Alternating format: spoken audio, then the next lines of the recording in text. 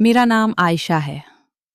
मैंने अपनी जिंदगी के इन राजों को कभी किसी से नहीं कहा, लेकिन आज दिल चाहता है कि सब कुछ लिख दूं। ये मेरी कहानी है, गांव में मामू के बेटे के साथ गुजारे हुए उन लम्हात की, जहां बचपन की शरारतों ने एक दिन नई शक्ल इख्तियार कर ली। सब कुछ कुदरती तौर पर हुआ, जैसे बारिश के बाद खेतों में फूल खुलाते हैं। मैं लाहौर से ताल्लुक रखती हूँ। 18 साल की थी जब अम्मी ने कहा, बेटी चल गांव चलते हैं, मामू की तबीयत ठीक नहीं और तेरा चचाजाद भाई हमजा अकेले संभाल रहा है सब। मामू का घर मीरपुर वाले गांव में था, जहां सब्ज खेत, किनारे वाली नहर और पुराने पीपल के दरख्त थे। मुझे गांव का माहौल हमेशा पसंद था।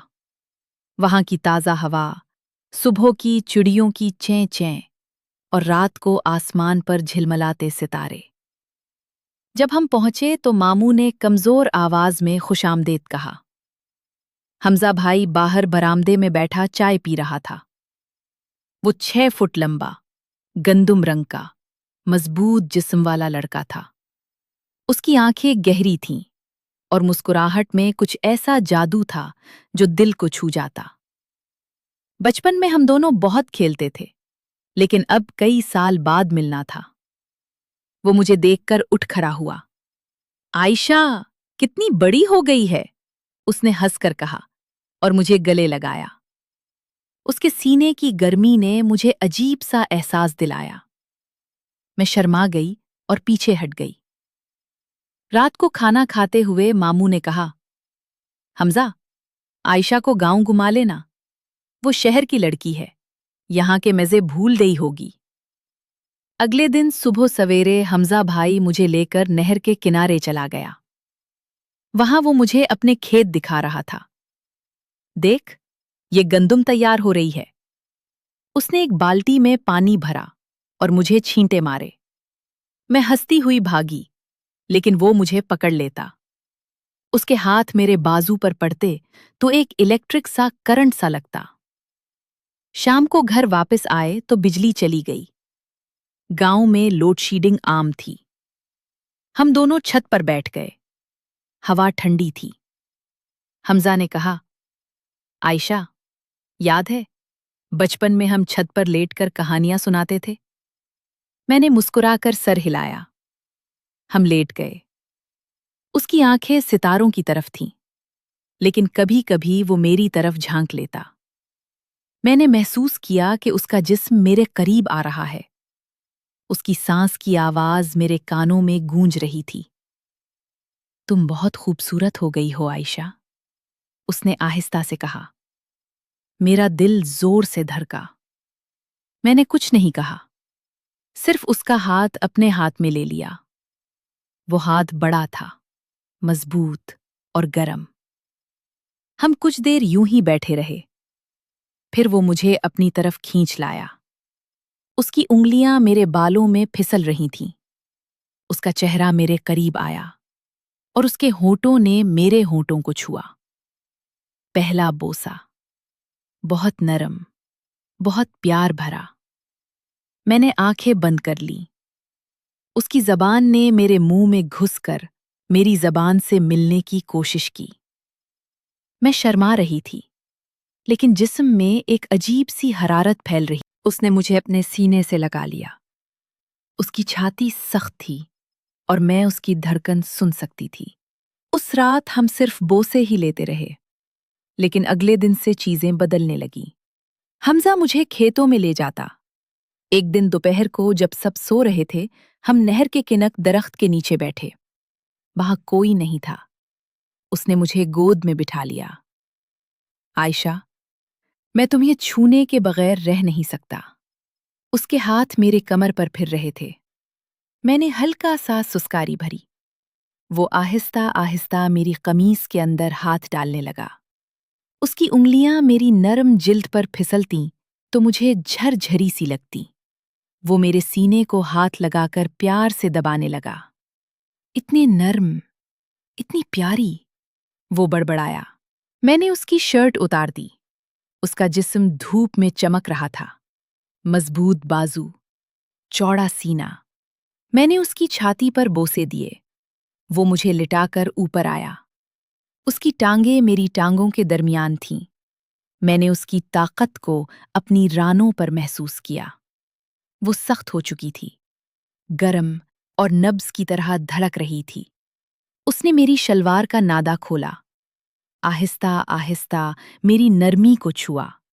उसकी उंगलियां वहां घूम रही थीं जहां कोई पहले नहीं पहुंचा था।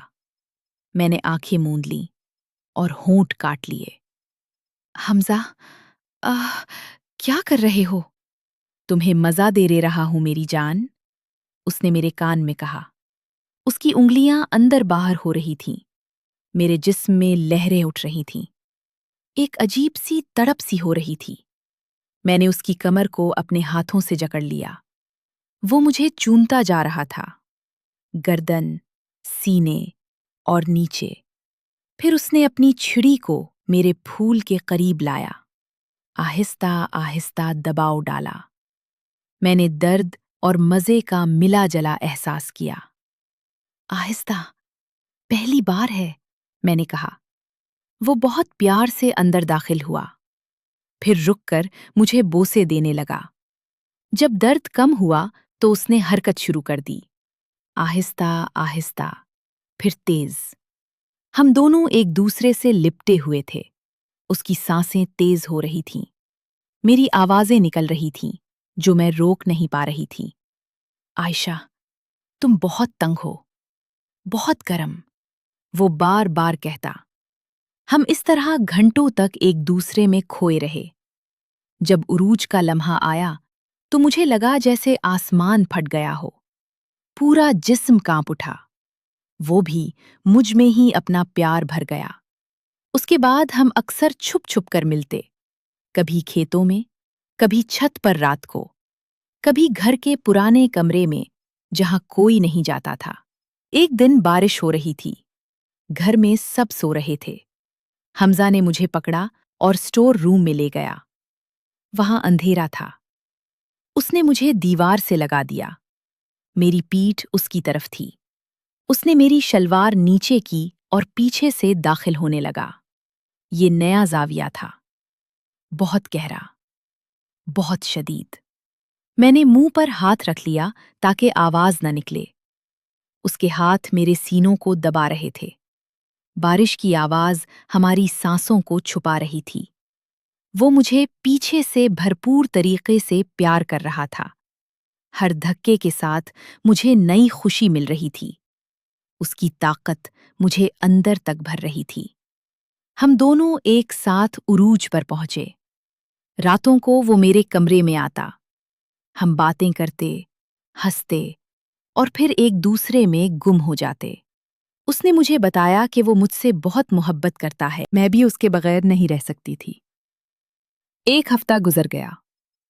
मुझे वापस लाहौर जाना था। आखिरी रात हम नहर के किनारे गए। चांदनी थी। उसने मुझे घास पर लिटा दिया। इस बार बहुत आहिस्ता, बहुत प्यार से, जैसे वक्त रोक देना चाहता हो। उसने मेरे पूरे जिस्म को चूमा, मेरे नर्म मकामात को अपनी जबान से चाटा। मैंने भी पहली बार उसकी छुरी को मुंह में लिया। वो गर्मा गर्म थी, नब्ज की तरह धड़क रही थी। मैंने उसे चूसा, चाटा। वो मेरे बाल पकड़कर कराह रहा था। फिर वो मुझ पर आया। हम लंबे वक्त तक जुड़े रहे। उसकी हरकतों में मानब्बत थी, ख्वाहिश थी और अलविदाई का गम भी। जब हम खत्म हुए तो वो मुझे सीने से लगाए रो रहा था। आयशा, तुम मेरी हो, कभी मत भूलना। मैंने वादा किया। वापस लाहौर आकर भी वो रातें याद आती रहती। उसके बाद हम कई बार मिले, कभी गांव जाते, कभी छुपकर शहर में।